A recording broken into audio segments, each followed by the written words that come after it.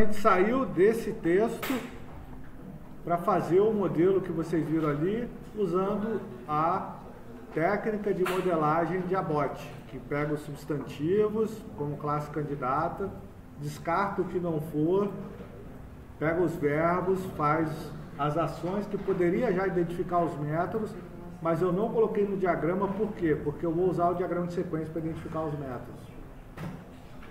Beleza?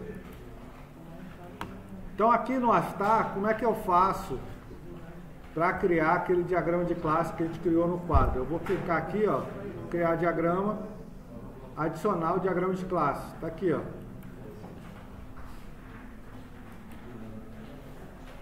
E aqui estão os carinhas, ó.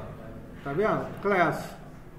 Coloquei a classe. Como é que a gente começou o nosso modelo? Eu fiz no quadro, mas eu poderia ter feito aqui. Meu raciocínio fluiria até melhor aqui, que eu consigo mexer, arrastar para lá e para cá, etc. Comecei com o ingrediente. Tá aqui, ó. Ingrediente. Né? Aí coloquei o tipo cozinha, que tá aqui, ó. E coloquei a receita que está aqui. Beleza? Se olhar o texto do problema, a técnica de Abbott funciona no texto. Ó. Grande quantidade de receitas. Não botei o cadastro de livros, porque não foi a preocupação dela. Se fosse achar o livro na prateleira, eu teria a classe candidata livro, né? Mídia, e aí tipo de mídia ia ser livro, revista, etc. Tipo de cozinha e a receita, tá? E aqui apresenta a problemática de diversos ingredientes, etc. E aí a gente começou a nossa relação, né? Aqui, ó, tá vendo? Uma classe se associa a outra, colabora com a outra, tipo de cozinha e receita, e ingrediente e receita, tá? É a primeira coisa. E aí eu tenho aqui, ó, o nome da relação, tá vendo o name? É aquele nome lá, que a gente mostrou lá. Então a receita possui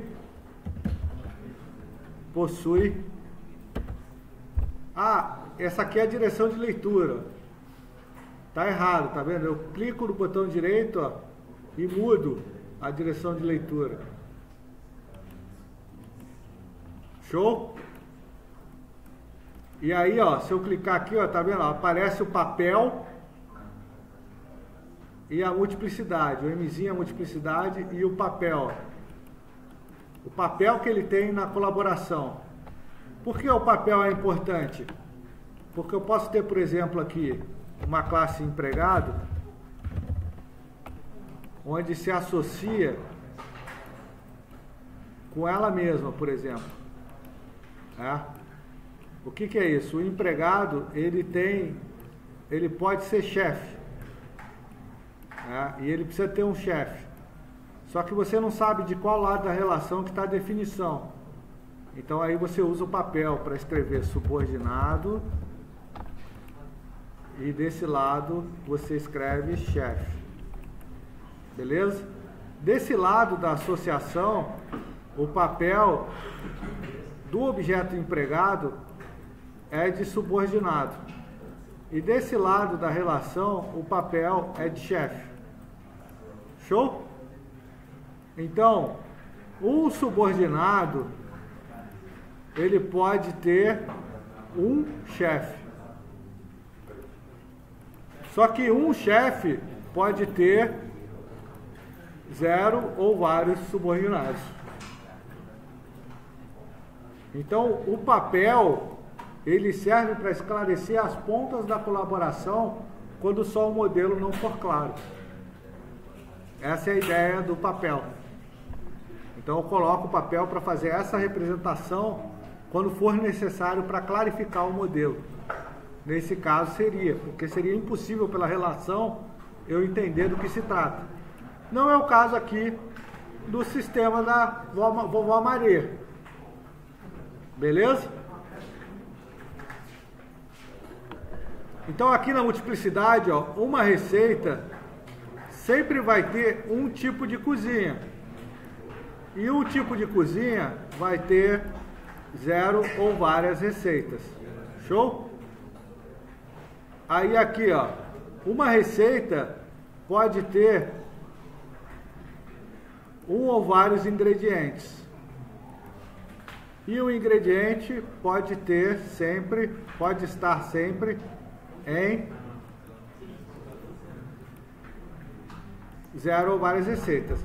Essa é uma relação vários para vários que não é implementável. Então, na relação vários para vários, eu tenho que excluir ela. E ou eu uso esse cara aqui, ó, que é uma classe associativa. Beleza?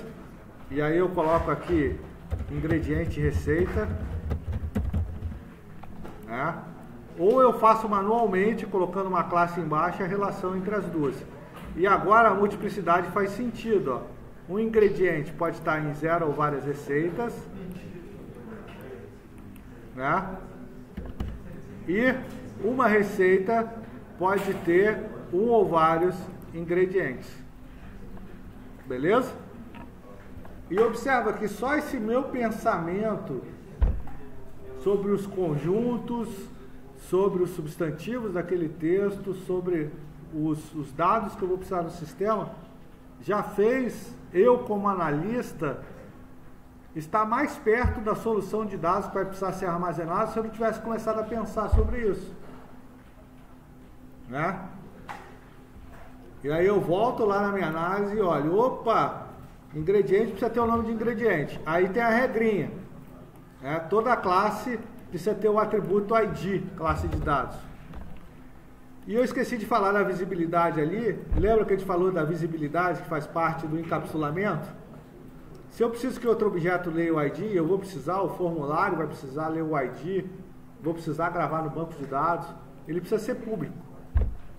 Ele não vai ser privado lá. E o nome, né? O nome que vai ser do tipo string. E também vai ser público. Observa o sinalzinho mais e menos, ó, é importante para você entender no desenho se é público ou privado. Lembra daquele conceito dos modelos que eu falei? Que o modelo ele serve para representar muita informação com pouco esforço. Lembra disso? Muita informação com pouco esforço. O que é isso aqui? Você já sabe que tem uma classe ingrediente que tem 2 atributos, que os atributos são públicos, que são do tipo int e string. E que ele se relaciona, colabora com a classe receita. E a gente está definindo aqui que toda classe precisa de chave, porque é a representação da tabela, e a gente está usando o ID como chave, né? E que na receita a gente identificou lá que tem um modo de preparo, né? Modo de preparo,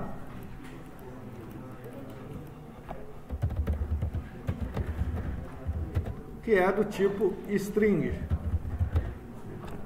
Show? O ingrediente receita também vai ter o IDzinho dele no atributo, ó, tá vendo o atributo? Eu vou adicionar aqui o ID e a quantidade que a gente colocou ali na nossa análise, que vai ser do tipo float, que pode ser uma quantidade com casa decimal, que também vai ser público. Eu vou usar aqui o padrão que ele está usando, a primeira letra em maiúsculo. E o tipo de cozinha, que também vai ter o ID, que vai ser public, e o nome do tipo de cozinha, que vai ser string, e vai ser public. Show? Esse cara aqui eu só fiz para exemplificar, esse cara não faz parte do nosso modelo. Se eu não excluir aqui e aqui, ele não exclui.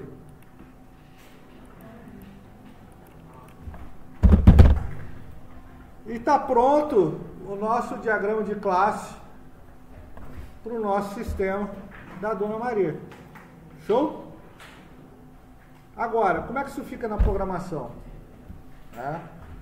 Filezinho. Vamos fazer isso na programação?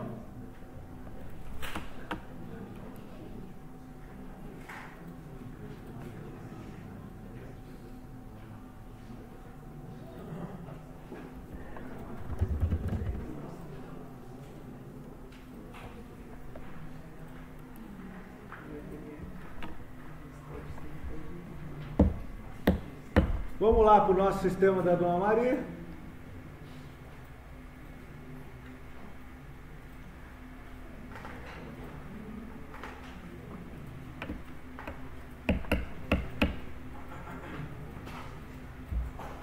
Tá todo mundo conseguindo acompanhar, gente?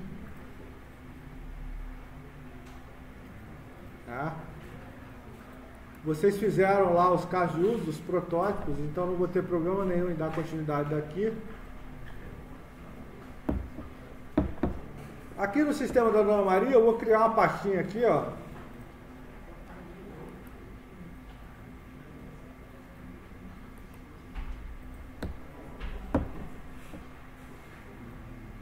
Que eu vou chamar de model.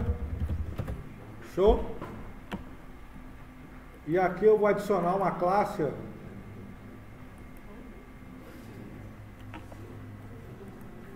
que vai ter esse nome aqui, ó, ingrediente. E observe o seguinte, gente, existe uma relação direta entre os nomes que eu estou colocando aqui e o que eu vou programar. Eu vou usar exatamente o mesmo nome, tá? Exatamente o mesmo nome. Então eu vou colocar ingrediente e ele vai criar a classe ingrediente. É uma public class que eu vou usar ela no sistema, ingrediente, beleza? Aí eu vou colocar outra classe, ó, ingrediente receita.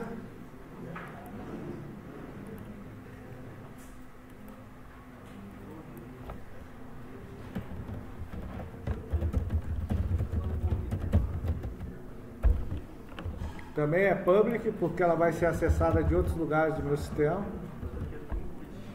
Receita.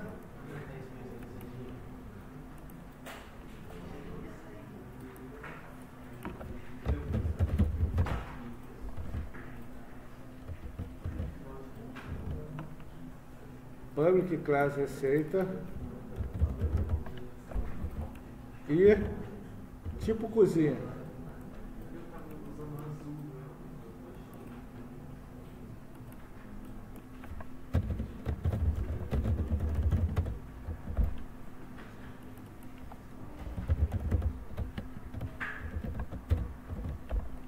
Então eu tenho aqui classe ingrediente, ingrediente receita, receita, tipo cozinha. Show? E agora eu tenho os atributos, ó. Como é que eu faço o atributo? Eu posso usar o prop. Ele cria a property para mim. Escrevi prop, dei tab, ele cria a property. ID. Escrevo prop de novo. Essa é string. Nome. Beleza? São duas props. ID e nome. Aqui, no tipo cozinha, também é ID e nome. Aqui é o seguinte, ó, o public é que é visível de fora. O int é o tipo, o ID é o nome é igual ao que está aqui, ó, ID. E o get é por onde ele recebe o valor, por onde ele manda, na verdade, e o set é por onde ele recebe. Isso aqui é similar a isso aqui, ó.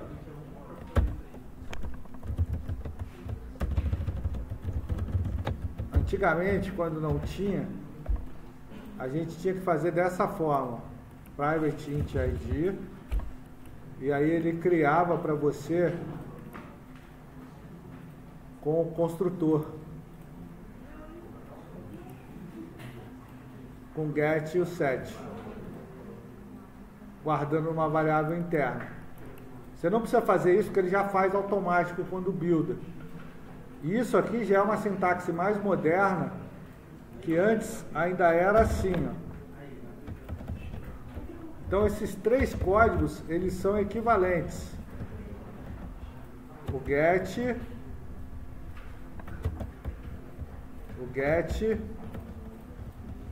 que ele vai ter aqui, ó,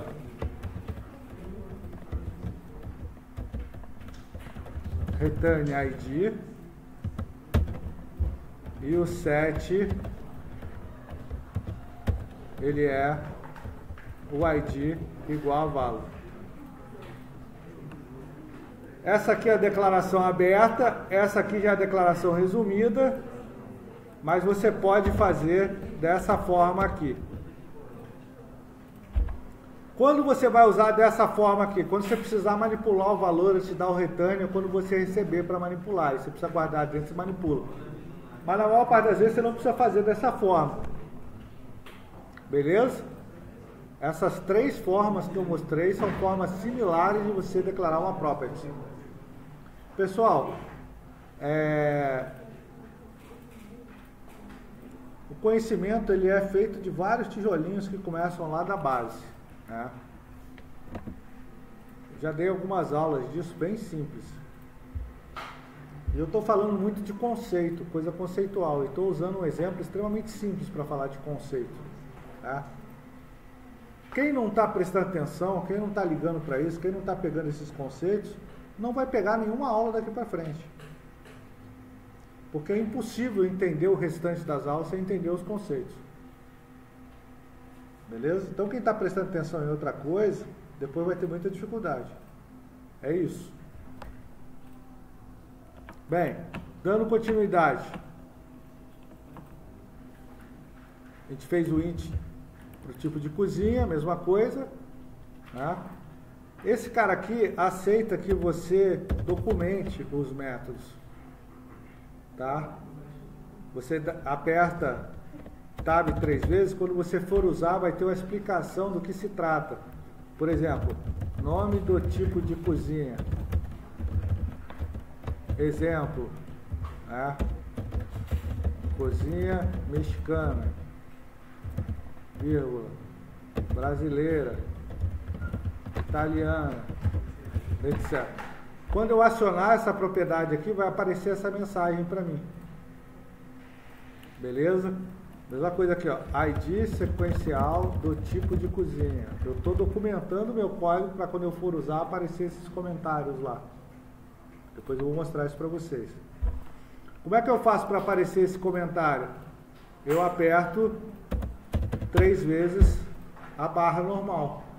E aí eu escrevo aqui, ó, ID sequencial de 0 a N dos ingredientes existentes no sistema. Show? E aqui embaixo, nome do ingrediente.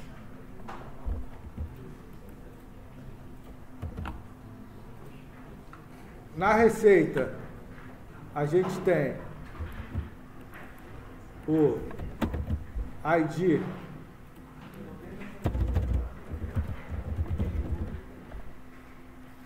e o modo de preparo.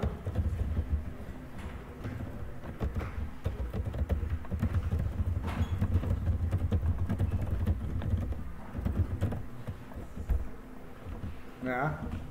E no ingrediente receita, a gente vai ter o ID,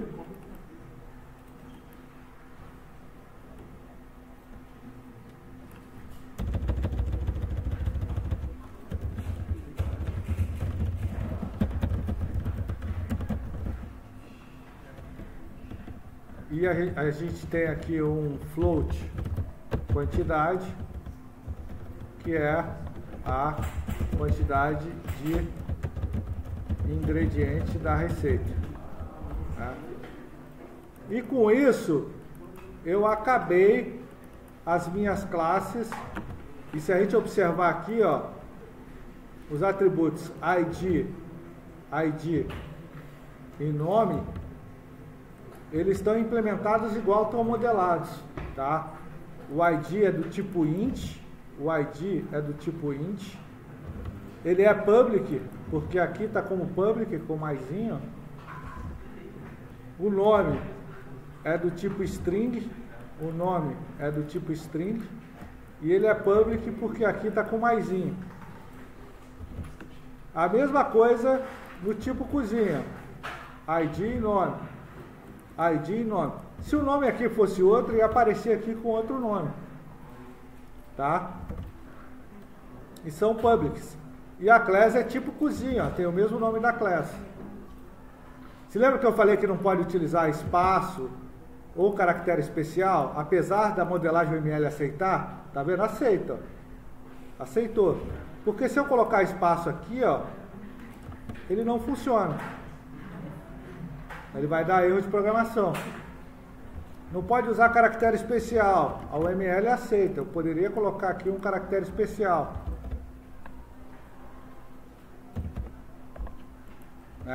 Só que se eu colocar aqui o caractere especial, ele não aceita, ele vai dar erro.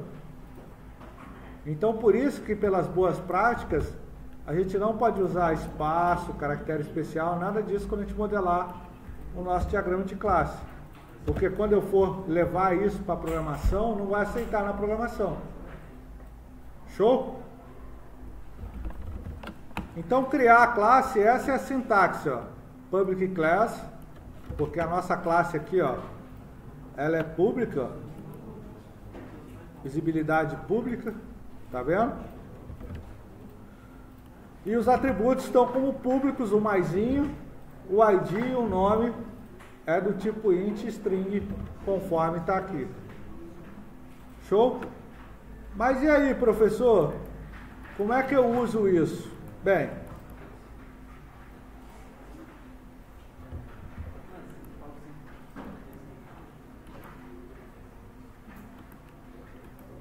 agora eu vou lá no nosso cadastro de ingredientes.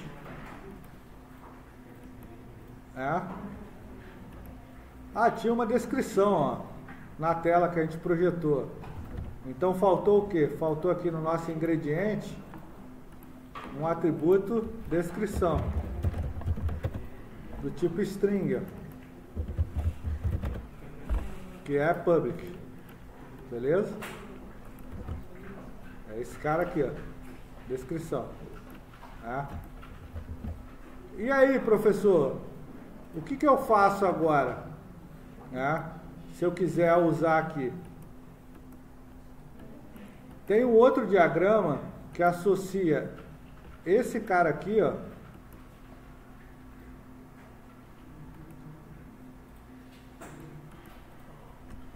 deixa eu pegar o tipo de cozinha aqui, que a gente fez formulário tipo de cozinha, né? Também tinha a descrição tipo de cozinha, ó. Deixa eu colocar a descrição aqui.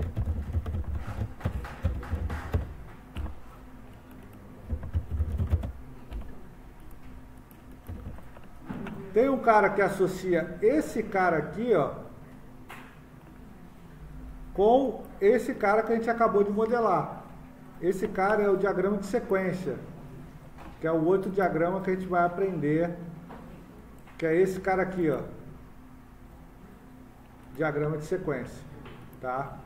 O diagrama de sequência, ele vai ter o nome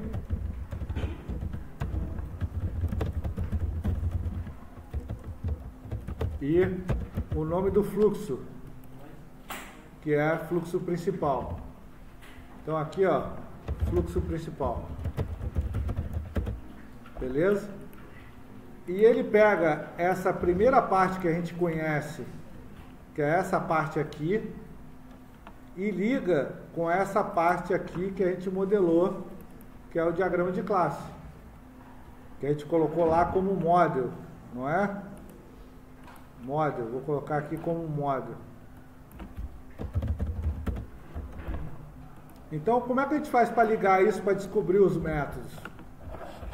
Eu tenho essa parte que eu conheço, que é o ator cadastrador, Esse cara aqui é a linha de vida da minha execução. Eu tenho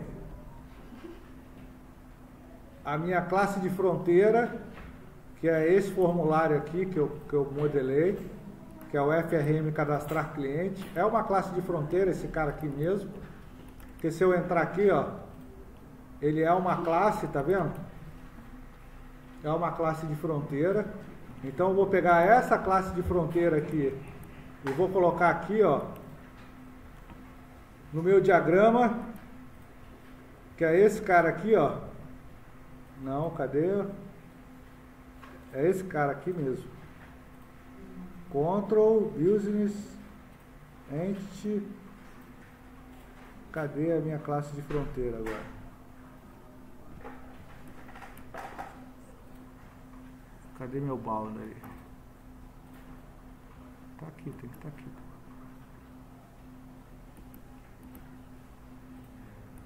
Não, não é você não.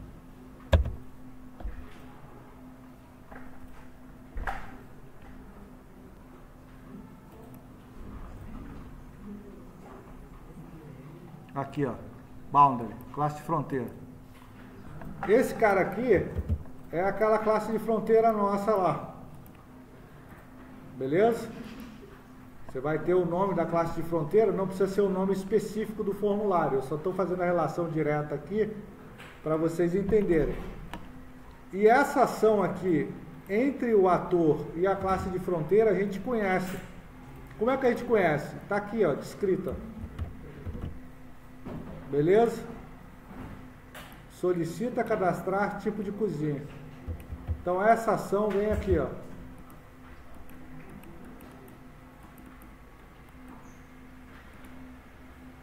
Solicita cadastrar tipo de cozinha. Até aqui a gente sabe como resolver. Daqui para dentro não sabe. Por que daqui para dentro não sabe? Porque daqui para dentro, ó, ele vai carregar com todos os tipos de cozinha que já existe.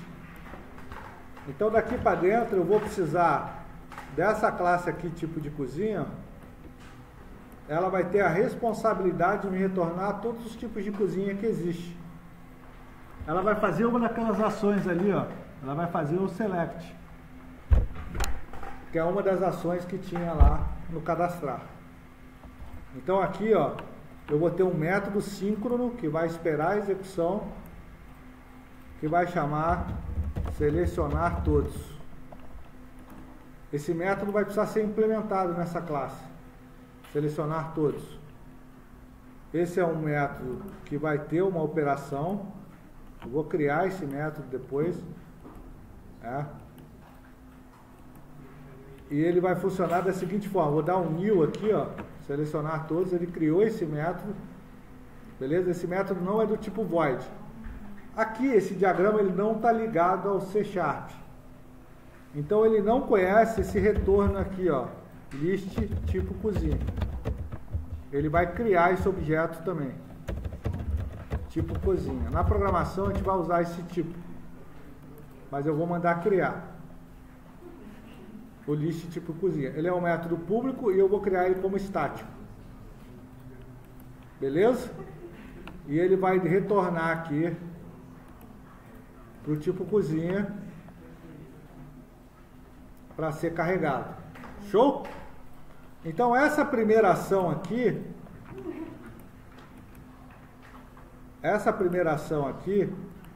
a única conversa interna de troca de mensagens que ele vai ter é ir lá e pedir os tipos de cozinha para a classe. Todo o resto é detalhe que ele vai implementar na interface, carregar o grid, fazer essas coisas, ele vai carregar na interface. Então o que a gente vai fazer aqui, ó, no tipo cozinha? A gente vai ter que ter um public static, selecionar todos.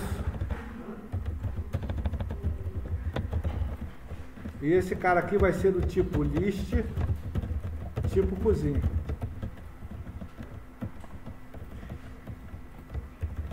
E ele vai precisar ser implementado. Por enquanto eu vou retornar null.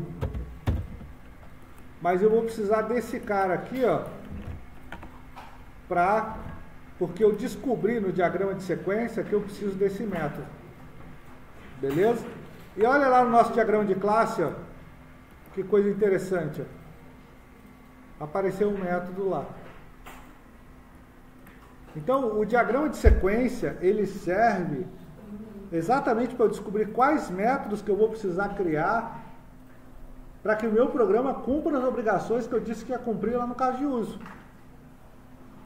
Essa troca de mensagem interna que eu vou ter que fazer, eu vou ter que programar para que o meu sistema cumpra as obrigações que eu estou prometendo que ele vai cumprir naquele conjunto de interações do caso de uso. E o meu diagrama de classe vai sendo complementado por esses diagramas de sequência, onde eu vou ter que colocar os métodos. Por consequência, significa o quê? Que na programação eu vou ter que programar os métodos.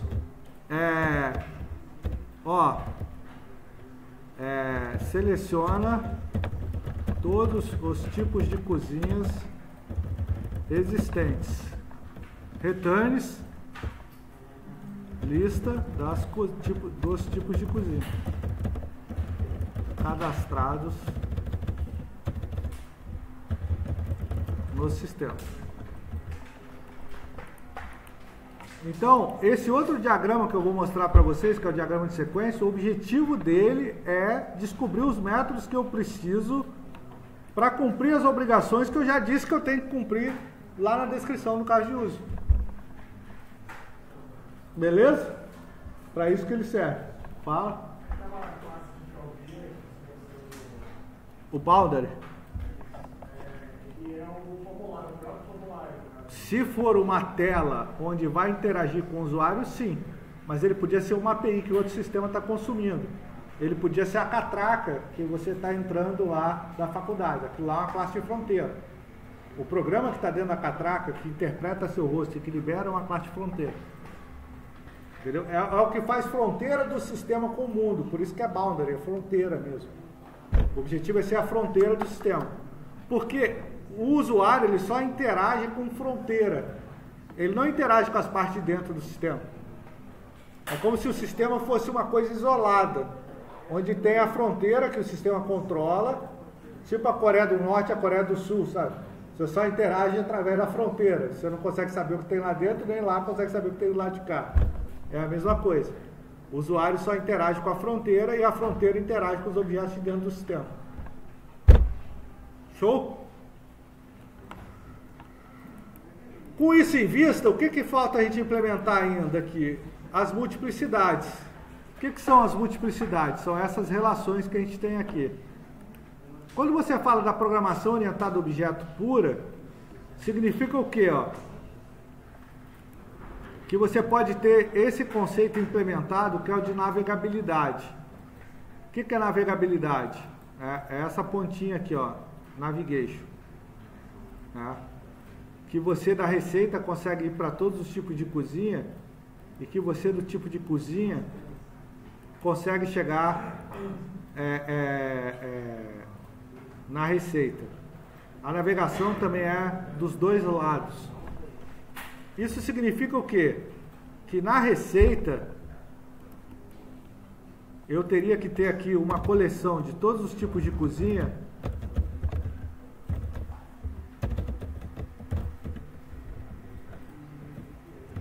Na receita não, na receita eu só tenho um tipo de cozinha.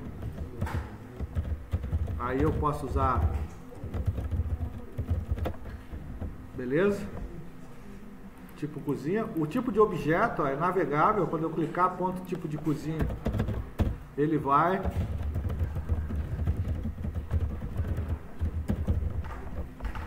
E que no tipo de cozinha, se tiver marcado como navegável, do tipo de cozinha eu chego em todas as receitas, eu vou ter aqui no tipo de cozinha a mesma coisa, só que aí é uma list, porque aqui é vários. Ó. Aqui é vários. Né? 0 ou vários. Então eu vou ter aqui uma list, receita, né? Receitas. Significa que eu posso navegar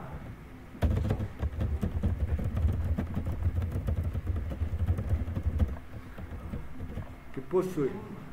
Isso é o tipo de programação orientada a objeto puro. Eu não estou preocupado com o banco de dados. Com o banco de dados eu teria que ter as chaves estrangeiras dentro dos objetos, etc. A mesma coisa aqui, ó. Ingrediente, receita, a receita ela vai possuir se eu colocar como navegável aqui, ó, como navegável, a receita vai possuir a lista de ingredientes, que eu vou chamar aqui de ingredientes get7. Show? Mas ela também tem uma collection de ingredientes receita.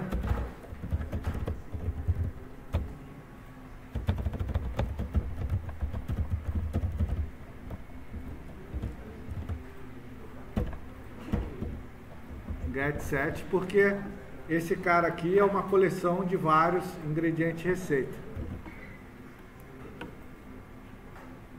E a mesma coisa, se for navegável do ingrediente para receitas,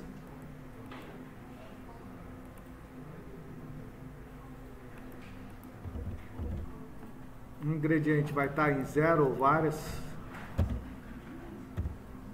Se for navegável para cá, desculpa, cadê a navegação? Eu vou dizer que o ingrediente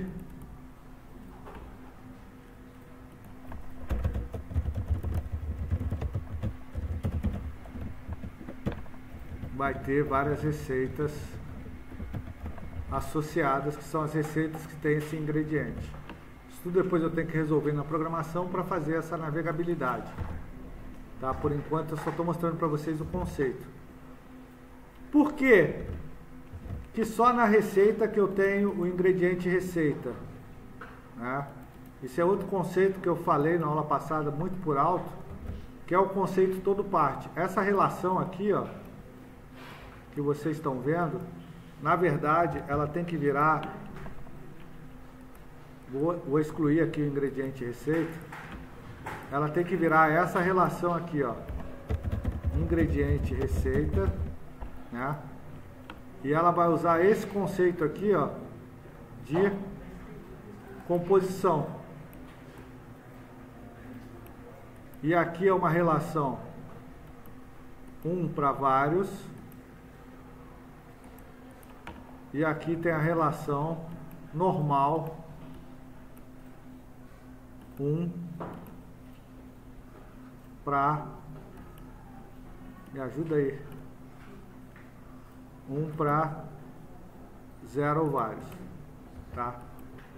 E aqui eu tenho o ID e a quantidade. A quantidade é float, o ID é int e os dois são publics. O que é esse conceito de agregação e composição? Se a gente olhar aqui, ó, isso aqui é uma composição, tá? Ó, é uma composição, isso aqui é uma agregação, né? São dois conceitos muito parecidos toda vez que aparece o conceito todo parte, né? O que significa o conceito todo parte?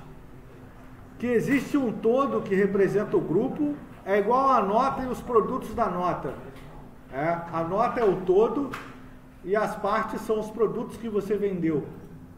Aqui é a mesma coisa, a receita é o todo, os ingredientes é parte da receita.